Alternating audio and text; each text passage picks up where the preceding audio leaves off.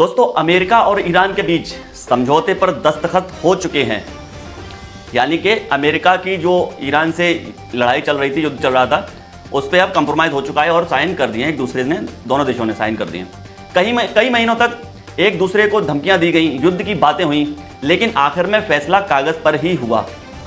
और राजनीति में भाषण से ज़्यादा अहमियत उन कागज़ की होती है जिन पर इनके फैसले के दस्तखत किए जाते हैं। हमेशा उन कागज़ की वैल्यू होती है और किसी की वैल्यू नहीं होती। ट्रंप लगातार कहता रहा कि ईरान को झुका देंगे, मिटा देंगे, लेकिन समझने वाली बात यह है कि ट्रंप इतनी धमकियों के बावजूद भी ईरान की इतनी सारी शर्तें कैसे मान गया। सोचने वाली बात है।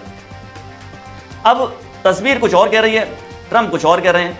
ट्रंप लगातार कहता आ रहा है कि ईरान को झुका देंगे, लेकिन समझौते की शर्तों को देखें तो तस्वीर कुछ और नजर आती है। युद्ध खत्म होगा, ईरान के बंदरगाहों पर लगी रोक हटेगी, उसके फंसे हुए पैसे वापस किए जाएंगे और तेल पर लगे प्रतिबंध भी हटा दिए जाएंगे। यानी जिन बातों पर अमेरिका पहले सख्त रुख अपनाए हुआ था, अब उसी पर नरमी दिखानी पड़ रही है। क्यों?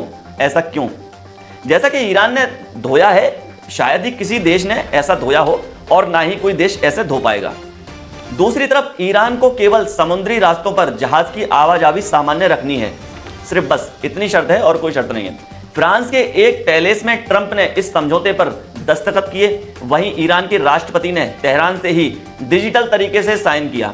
ईरान ने इसे कोई बड़ा आयोजन नहीं बनाया, ना लंबा काफिला, ना भारी भरकम मंच। ये दिखाने की कोशिश की गई कि उन्हें अपने फैसले और अपनी स्थिति पर पूरा भरोसा है। ट्रंप अब भी कह रहा है कि अमेरिका ने अपने सभी लक्ष्य हासिल कर लिए हैं। क्या आपको लगता है अमेरिका ने सारे लक्ष्य हासिल कर लिए हैं? वो तो शुरुआत में रिजीम चेंज कर देंगे, हथियार डाल दो, यही कहता है वो हमेशा। कहाँ से लक्ष्य हासिल कर लिए? लेकिन अमेरिका के कई अखबार और न्यूज़ इस समय इस समझौते को अलग नज़र से देख रहे हैं। उनका मानना है कि लंबे तनाव और आर्थिक दबाव के बाद अमेरिका को बातचीत और समझौते का रास्ता अपनाना पड़ा। इतिहास गवाह है कि युद्ध केवल हथियारों से नहीं जीते जाते, कई बार जीत उन देशों की भी मानी जाती है जो बातचीत की मेज पर अपनी शर्तें मनवा लें। अब ये समझौता आने वाले समय में तय करेगा कि दुनिया किस नजरिए से इस समझौते को देखती है, कि अमेरिका की हार मानती है या नहीं मानती है। वरना दुनिया जानती है जिस कदर ईरान ने अमेरिका को पीटा है, शायद कोई पीड़ भी नहीं पाएगा। जय हिंद, जय भारत।